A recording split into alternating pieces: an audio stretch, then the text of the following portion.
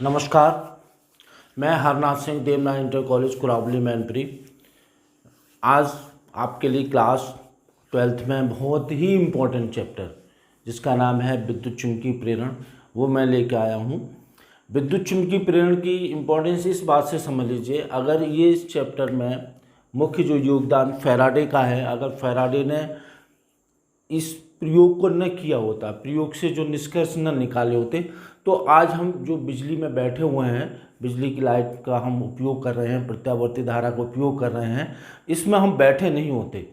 दिष्ट धारा अलग बात है, लेकिन जो ज़्यादातर हम उपयोग करते हैं वो प्रत्यावर्ती धारा का उपयोग करते हैं। और प्रत्यावर्ती धारा की खोज की सूत्रधार मतलब स्टार्टिंग फैराडे के प्रयोग हैं। तो इस चैप्टर में सबसे पहले हम आपको बताएंगे चुंबकीय फ्लक्स क्या होता है और चुंबकीय फ्लक्स से संबंधित कुछ हम प्रश्न कराएंगे जो कि बहुत ही इम्पोर्टेंट है। फिर उसके बाद हम बताएंगे आपको फैराडे के नियम। फैराडे फैराडे के नियम बाद में बताएंगे। पहले हम बताएंगे फैराडे ने जो प्रयोग किया, फैराडे का क्या सोचना था, उसने क्या निष्कर्ष निकाले उस प्रयोग से, और उसके बाद फिर आते हैं फैराडे के नियम। फैराडे के क्या नियम हैं, उन्होंने 2 फैराडे के नियम दिए, उनकी हम चर्चा करते हैं। तो सबसे पहले आ जाते हैं हम चुंबकीय फ्लक्स पर। देखिए चुंबकीय फ्लक्स क्या होता है। एक हमने ये क्षेत्रफल लिया,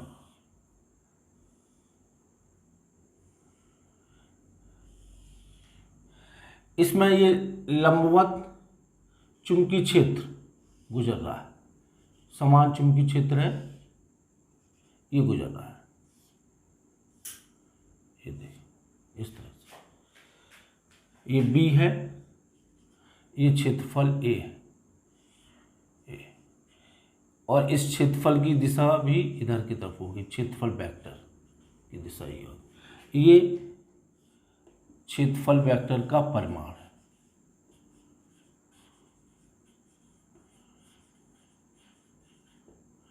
वेक्टर का परिमाण,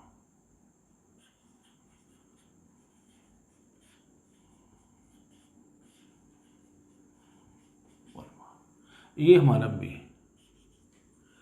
तो इसमें जो हमारा चुंबकीय फ्लक्स होगा वो क्या है कि एकांक परिच्छेद क्षेत्रफल से, मतलब 1 मीटर स्क्वायर परिच्छेद क्षेत्रफल से लंबवत गुजरने वाली चुंबकीय बल रेखाओं की संख्या को हम चुंबकीय फ्लक्स कहते हैं। सूत्र रूप में हम कैसे परिभाषित करते हैं उसका एक और उदाहरण ले लीजिए। ये इस टाइप से है और इसमें ये चुंबकीय क्षेत्र यूं दिया हुआ है इस टाइप से, ये दिया हुआ है, और ये कोण है वो थीटा है, ये इस तरह से ये कोण थीटा है, और इसमें ये ए की दिशा होगी क्षेत्रफल वेक्टर, और ये ए होगा। तो यहाँ पे जो चुंबकीय फ्लक्स होगा वो होगा phi equal to B dot A. मतलब क्षेत्रफल वेक्टर या चुंबकीय क्षेत्र और क्षेत्रफल वेक्टर का जो अदिश गुणन होता है वो चुंबकीय फ्लक्स के बराबर होता है। इसका जो मात्रक होगा वो बेबार होगा, बेबार। अब इसको थोड़ा सा इस तरह से हम लिख सकते हैं, phi equal to B A cos theta. Phi equal to B A cos theta. अब इसकी विशेष स्थिति में हम ये जानेंगे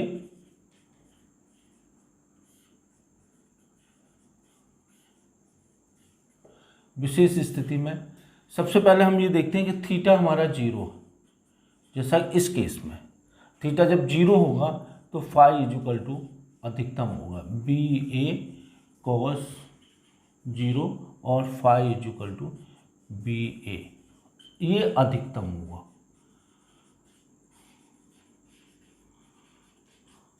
दूसरा केस ये है जब हमारा फाई इक्वल टू 90 अंश है, ये स्थिति है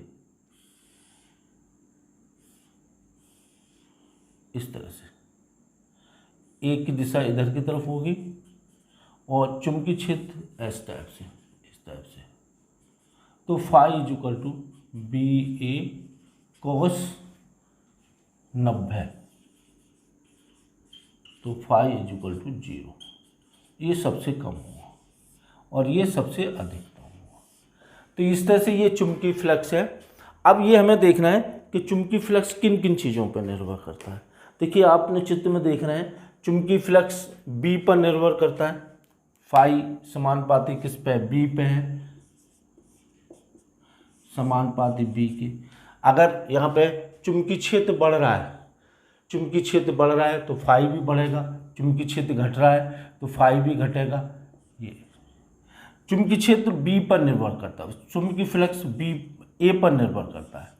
इसका मतलब ये है कि अगर कहीं क्षेत्रफल बढ़ रहा है तो भी चुंबकीय फ्लक्स बढ़ेगा। इसी तरह से चुंबकीय फ्लक्स थीटा पर निर्भर करता है, फाई समानुपाती थीटा। अगर इसका मतलब है कि अगर हम किसी परिचित क्षेत्रफल को घुमा रहे हैं इस टाइप से, जैसे ये है, ये यूँ घुमा रहे हैं, तब भी क्या होगा, चुंबकीय फ्लक्स परिवर्तित होगा। तो ये हमने चुंबकीय फ्लक्स के बारे में पढ़ा। अब बात आती है आगे जो फैराडे ने प्रयोग किए। फैराडे ने क्या प्रयोग किए और उनका क्या सोचना था। देखिए फैराडे ने बहुत अच्छा सोचा कि जब हमने पिछले चैप्टर में ये पढ़ा था, पीछे हमने पढ़ा था कि अगर हम किसी कुंडली में धारा प्रवाहित करते हैं, ये कुंडली है, इसमें हम धारा प्रवाहित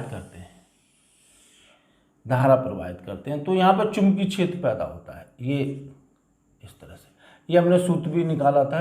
और यहाँ पे चुंबकीय क्षेत्र की दिशा कागज के तल के लंबवत बाहर की ओर होती है। और ये हमने सूत्र निकाला था B is equal to μ0 upon 4 pi 2 pi I upon R, ये सूत्र निकाला था। इसका मतलब ये था यहाँ पे B जो उत्पन्न हो रहा था वो I से उत्पन्न हो रहा था।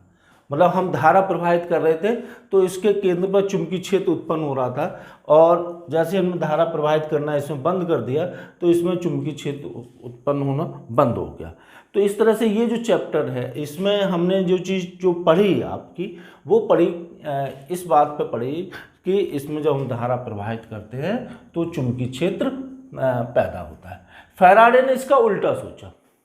फैराडे का सोचना क्या था कि अगर हम किसी कुंडली के केंद्र पर चुंबकीय क्षेत्र पैदा करा दें तो उसमें हमें धारा बहनी चाहिए। बात भी सही है, जब हम धारा प्रवाहित करते हैं तो चुंबकीय क्षेत्र पैदा होता है, अगर हम चुंबकीय क्षेत्र पैदा करा दें तो उसमें धारा बहनी चाहिए।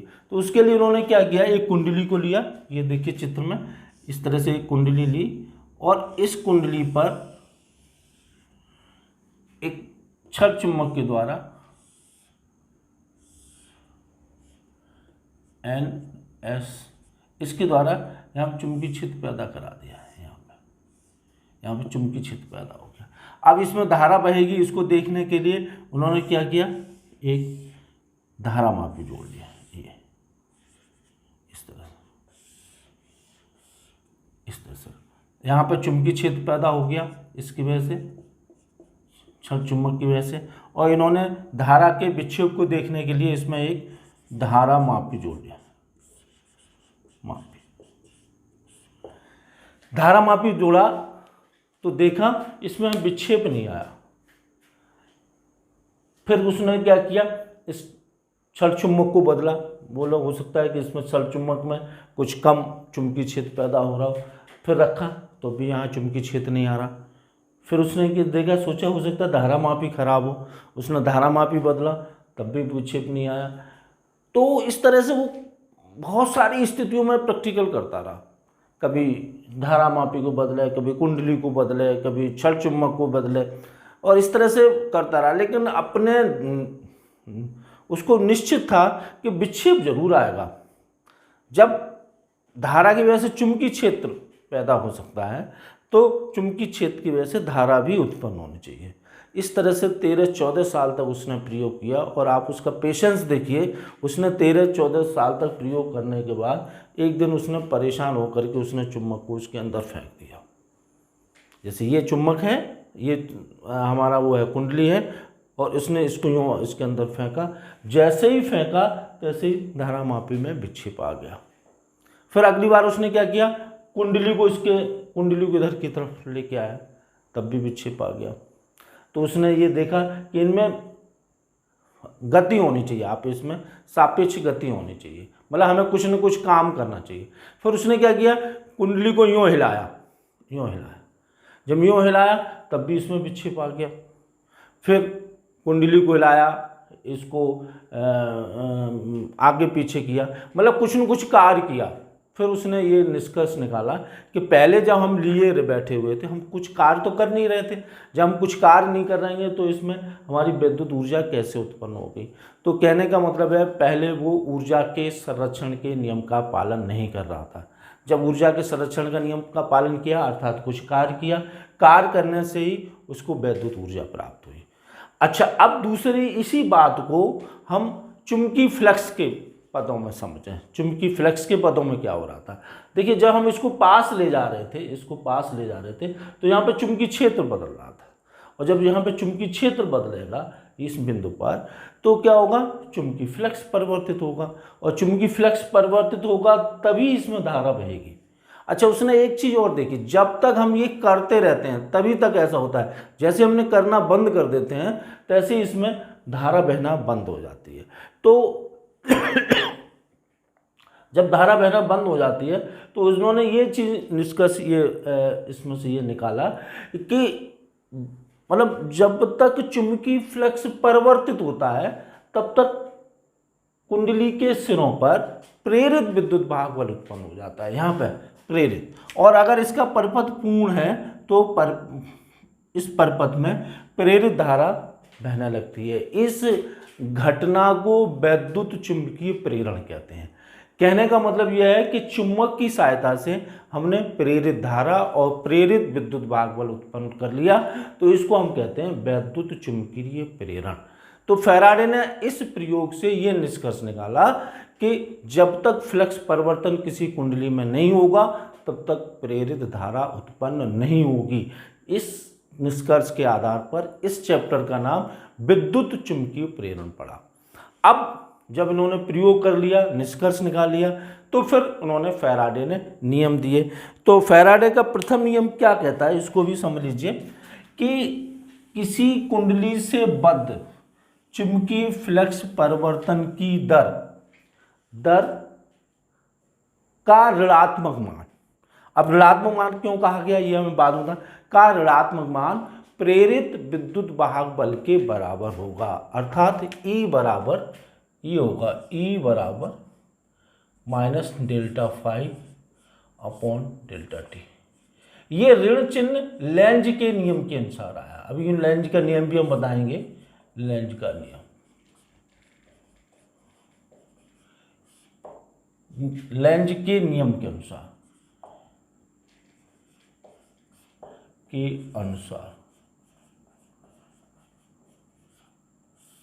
लेंज के नियम के अनुसार।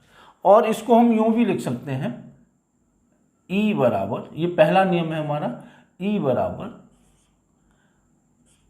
Minus phi two minus phi one upon t two minus t one. अच्छा, अब देखिए इसको दूसरी तरीके से देखिए, अगर कुंडली का प्रतिरोध R है तो प्रेरित धारा कितनी होगी, ये तो प्रेरित विद्युत भाग बल है,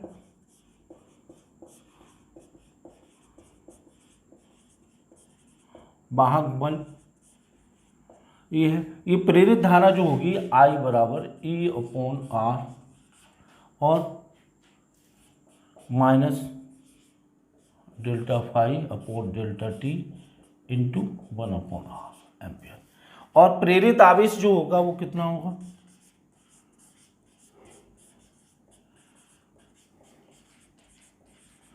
प्रेरित आवेश Q इक्वल टू जो होगा वो होगा I into delta t equal to minus I delta phi upon delta t into 1 upon R into delta T.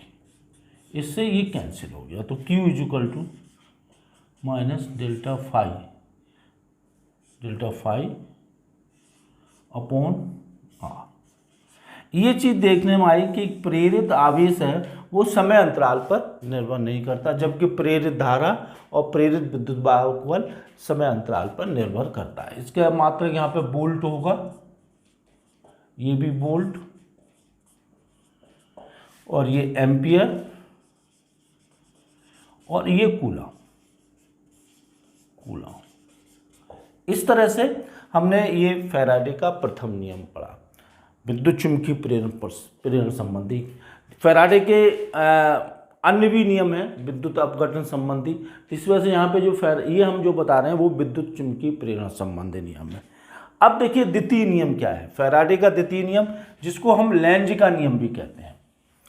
देखिए लेंज का नियम क्या कहता है, अभी आपने जब फैराडे का प्रथम नियम पढ़ा तो उसमें ऋणात्मक चिन्ह आया, उसमें मैंने लिखा था ये लेंज के नियम के अनुसार है। तो जो द्वितीय नियम है उसको हम लेंज का नियम भी कहते हैं।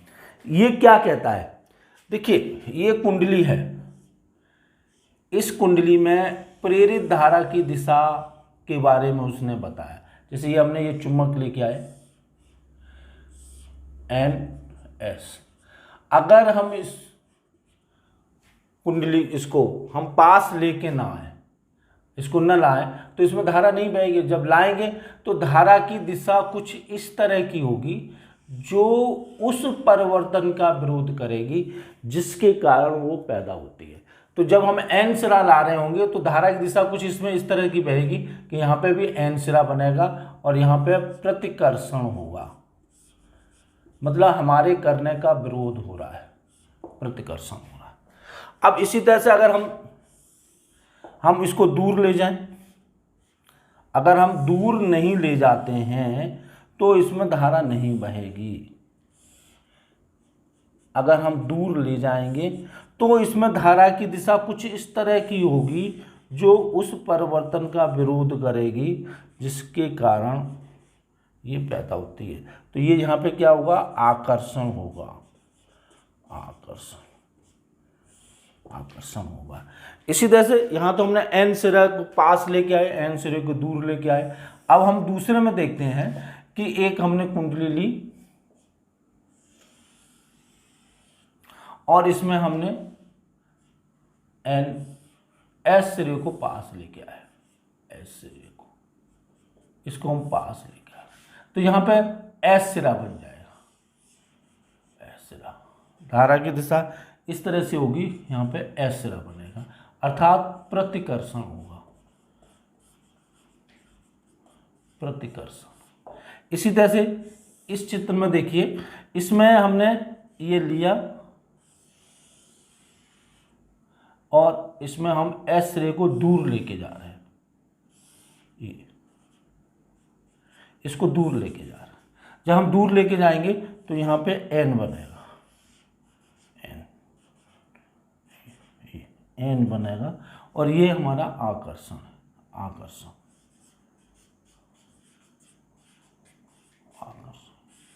आकर्षण। कहने का तात्पर्य ये है कि हमारे करने का विरोध हो रहा है। अगर लेकिन हम पास लाए या दूर लाए तो इसमें धारा नहीं बहेगी, लेकिन धारा की दिशा कुछ इस प्रकार की होगी जो उस परिवर्तन का विरोध करेगी। इसको द्वितीय नियम या लेंज का नियम कहते हैं। कहने का मतलब यह है सिंपल सी भाषा में कि हम जिसकी वजह से पैदा हुए हैं उसी का हम विरोध करें। जैसे आप मुझसे फिजिक्स पढ़े, आपको फिजिक्स अच्छी आने लगे, मेरी वजह से आपके अंदर फिजिक्स का बोध पैदा हुआ, फिजिक्स आपके दिमाग में बैठी और फिर मेरी बुराई करें। कहने का मतलब है सीधी सी भाषा में, सरल सी भाषा में कि जिस थाली में खाएं उसी में छेद करें।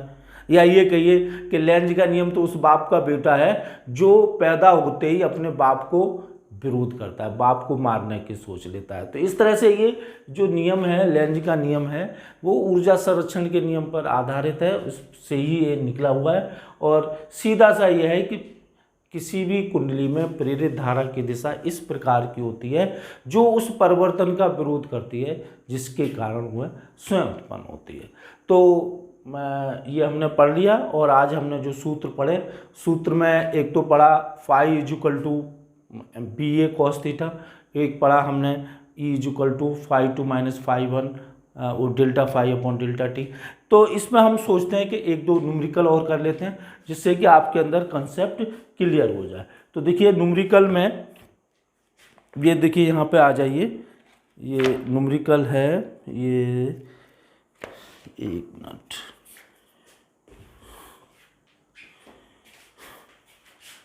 एक कुंडली है, आयताकार कुंडली है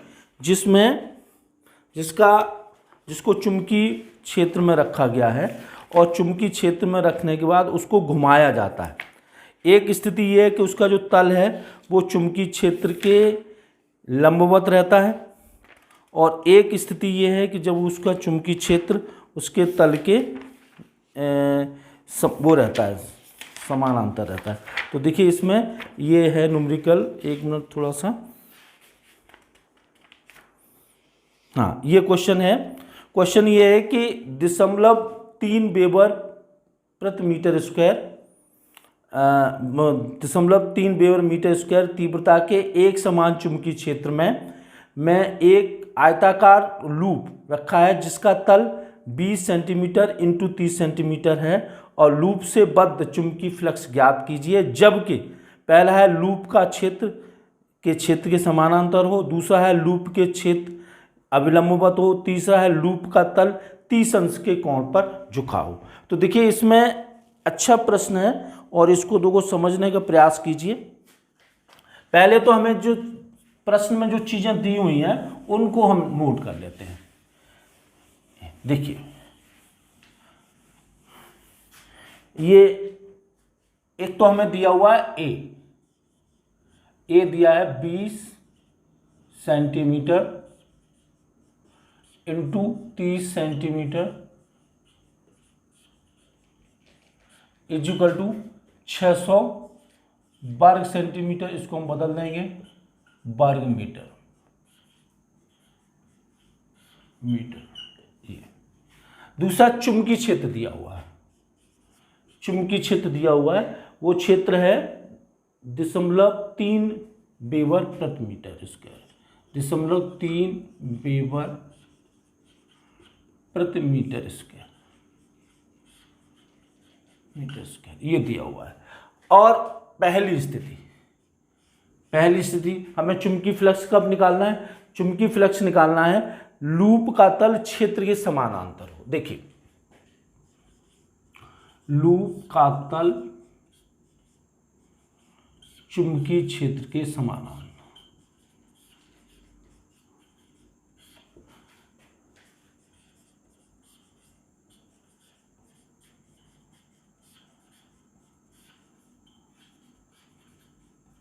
चुंबकीय क्षेत्र के समानांतर हो। कहने का मतलब है ये स्थिति है, ये लूप का तल है और चुंबकीय क्षेत्र ये बी। तो आप यहाँ पे ये चीज़ देखेंगे कि यहाँ पे हमारा क्षेत्रफल वेक्टर की दिशा ये होगी और ये जो कोण होगा वो 90 अंश का होगा, थीटा इक्वल टू 90 अंश। हमें पता है कौन सा सूत्र लगना है, यहाँ पे phi equal to B A cos theta. तो देखिए यहाँ पे फाई इक्वल टू कितना हो जाएगा, बी ए कॉस 90, तो फाई इक्वल टू 0। इसमें जो हमारा चुंबकीय फ्लक्स होगा इससे बत वो कितना होगा, 0 होगा। अब दूसरा केस देखिए, दूसरा केस है लूप का तल क्षेत्र के लंबवत हो। दूसरा केस है लूप का तल चुंबकीय क्षेत्र के लंबवत हो, क्षेत्र के लंबवत।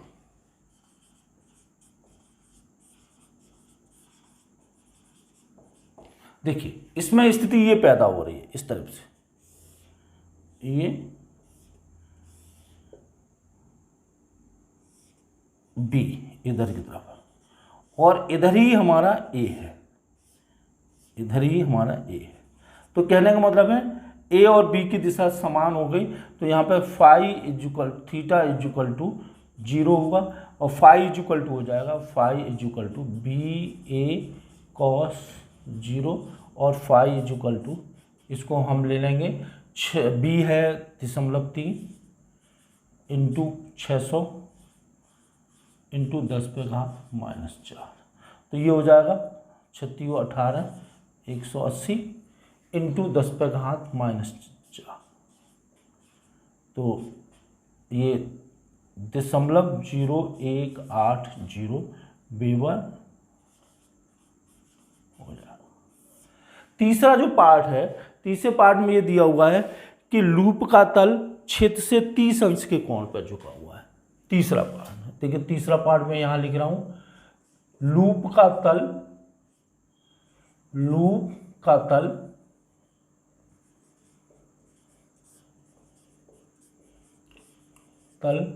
चुंबकीय क्षेत्र से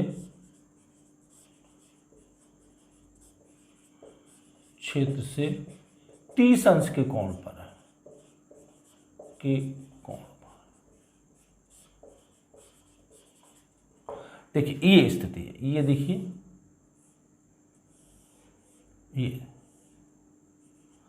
ये 30 अंश के कोण पर है, ये जो कोण है वो 30 अंश है। हमें कोण चाहिए ये वाला कोण चाहिए, ये बी की ए की दिशा ये होगी और ये बी की दिशा होगी, तो ये कोण जो होगा वो थीटा होगा, वो 90-30 अर्थात 60 अंश।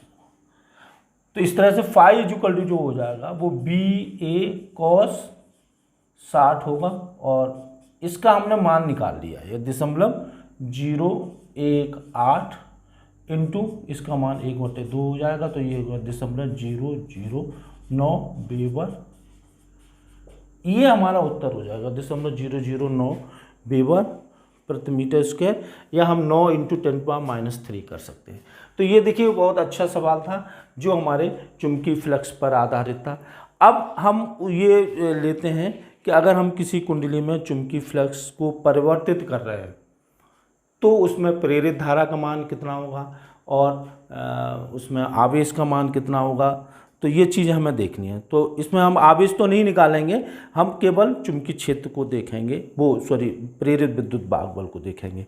तो इसमें देखिए क्वेश्चन ये है कि 10 सेंटीमीटर त्रिज्या और 500 फेरों वाली 2 ओम प्रतिरोध की वृत्ताकार कुंडली जिसके तल में के लंबवत चुंबकीय क्षेत्र, पृथ्वी का चुंबकीय क्षेत्र घटक रखा हुआ है, उसे अपने ऊर्ध्व व्यास के परतः 0.25 सेकंड में 180 अंश घुमाया जाता है। जब 180 अंश घुमाया जाएगा तो चुंबकीय फ्लक्स में परिवर्तन उसका डबल हो जाएगा, घुमाया जाता है। तो कुंडली में प्रेरित विद्युत भागबल तथा विद्युत धारा का आकलन कीजिए और स्थान पर चुंबकीय क्षेत्र की या क्षैतिज घटक 3×10⁻⁵ टेस्ला दिया हुआ है। तो देखिए पहले जो हमें डाटा दिया हुआ है उसको हम नोट कर लेते हैं।